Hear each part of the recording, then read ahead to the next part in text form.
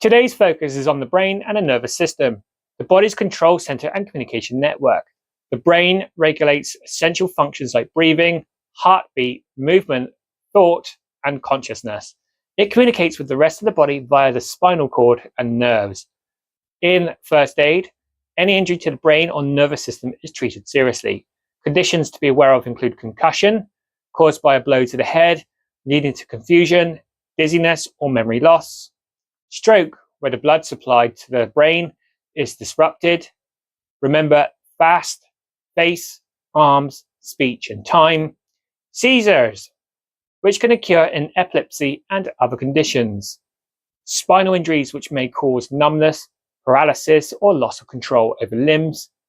Never move someone with a suspected spinal injury unless absolutely necessary. Quick recognition and calm, supportive care can minimize further damage while awaiting emergency services. Understanding how the brain and the nervous system functions help you to respond safely and effectively to neurological emergencies.